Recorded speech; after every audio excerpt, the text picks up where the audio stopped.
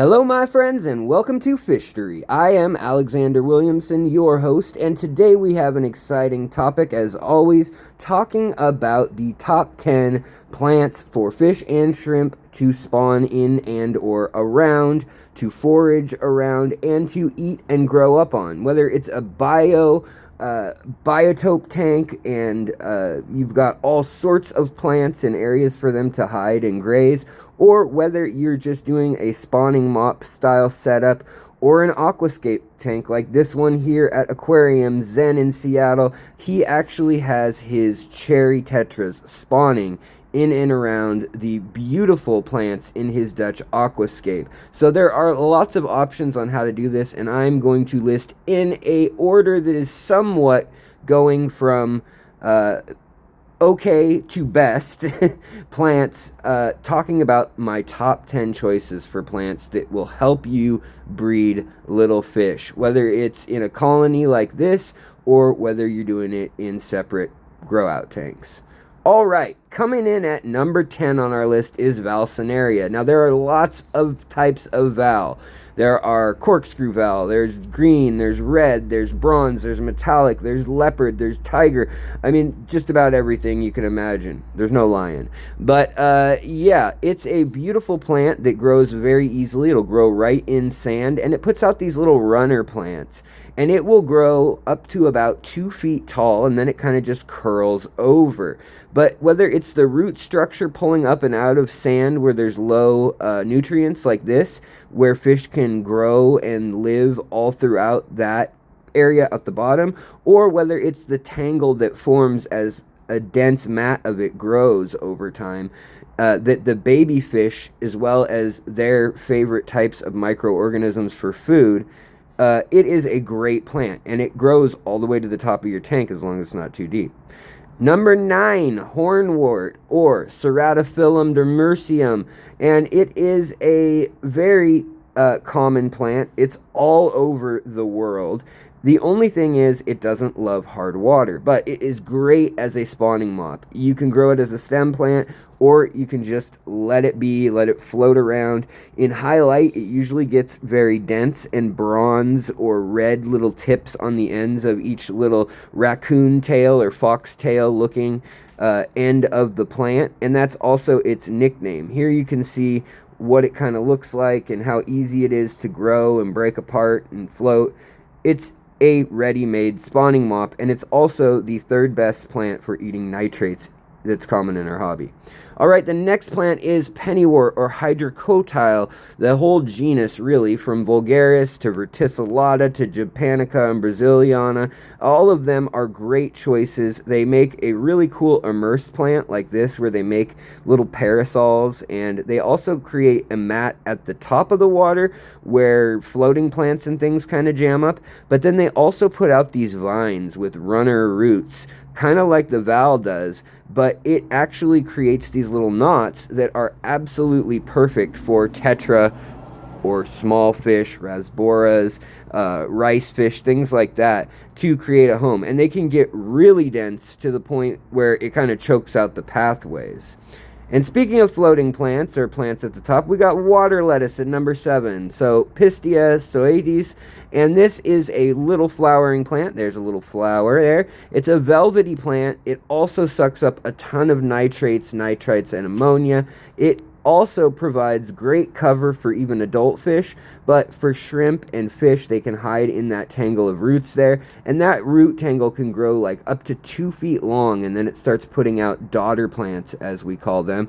Or you can break them apart and let them be, and they will grow. There's even dwarf versions too. All right, next on the list is algae, or marmo moss balls, as they were first called in the hobby when they were marketed as something cool. But here you can see they really do attract all sorts of little other algae, and you know, it's a coarse algae, and so it attracts all sorts of cyanobacteria, bacteria, fungi, and microorganisms, and that is perfect for growing fry like these guys. Plus, it gets dense enough that they can wiggle through spots, but the adults will never even see the babies if they want to hide out. Now, this stuff is a very contagious plant. It's just about like duckweed, this algae is. So no, if you put it in your tanks, you may never get rid of it.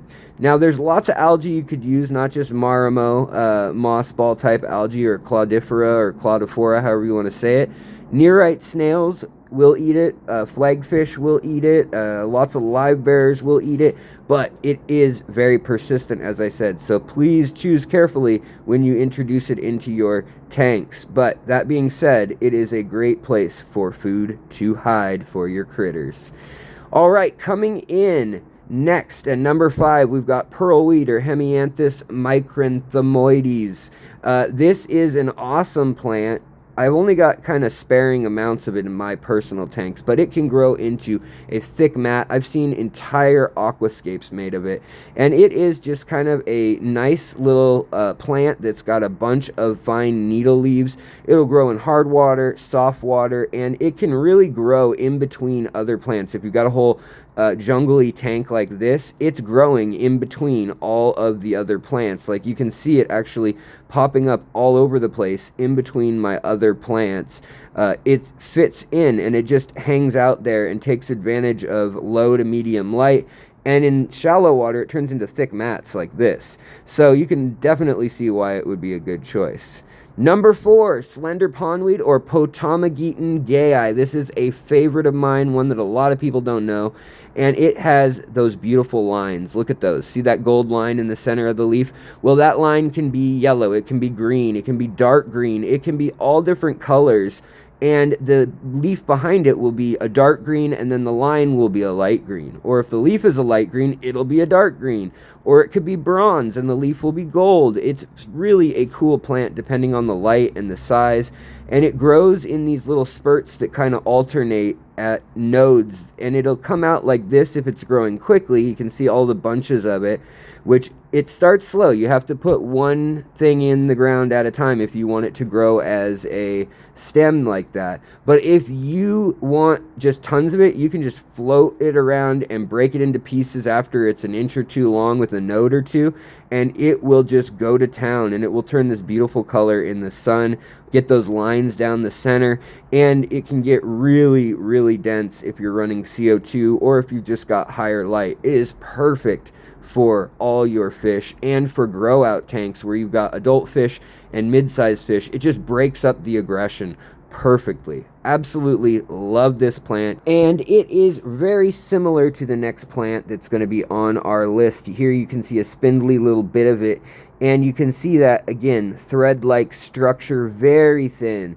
This one, we got a little black line cichlid hanging out there with some pencil fish, and you can see here that it is guppy grass, or naja grass, which is common and native to North and South America, but now exists all over the world, like many of these plants. But it is a very fine leaf plant that will grow in hard water, soft water, you name it, and it's going to survive in it pretty much. So when you grow it in low light, it actually gets dense like this here, and you can get really close nodes to one another. But in medium light, it actually gets a little more leggy and stretched out, like this Potamogeton here, like this other plant that we already looked at. And to tell the difference, all you have to do is look for that little line in the center. Naja grass does not have the center colorful line. All right, coming in at number 2, we've got suswaser tang. It is not subwaser tang, it's suswaser tang, discovered in 2001 by Crystal Castleman, who is probably the most authoritative figure when it comes to aquarium plants, aquatic plants. She wrote the book Aquarium Plants 2019. She is a German doctorate, and she is a incredible figure in the hobby. But this stuff, it grows shrimp, it grows fish, it'll have eggs stick to it, it'll also have eggs fall right through it to the bottom, and the parents can't see it. I use it as a grow out tank additive. I use it as a plant that sticks to wood, sticks to rocks. It is like seaweed in fresh water, and it turns out it's actually an immature version of a fern growing underwater. They didn't know for years. But here you can see I've got a little baby betta living with its parents, and it's able to feed on the little microorganisms in the very bottom of the tank and hide under all that suswaser tang and algae, along with snails and other things. And the parents are up above and just go about their way and don't bug them. The number one is Java moss, or Taxiphyllum barbarii or barbari, and it is an incredible, durable, and multi-useful plant. It can be very dense, or it can be nice and loose. If you grow it in high light, it gets tighter like this, and you can trim it into like figures and things.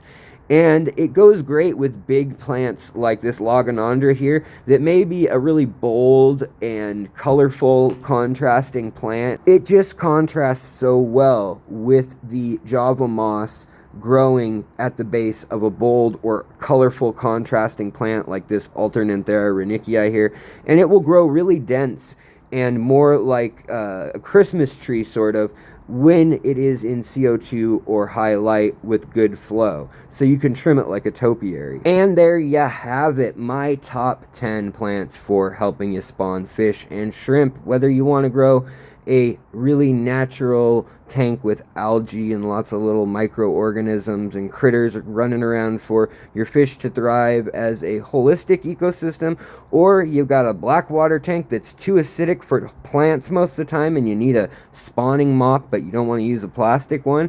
These are some of my favorite plants, some of the hardy ones and some of the ones that just hold on to eggs best and that fish seem to like the most.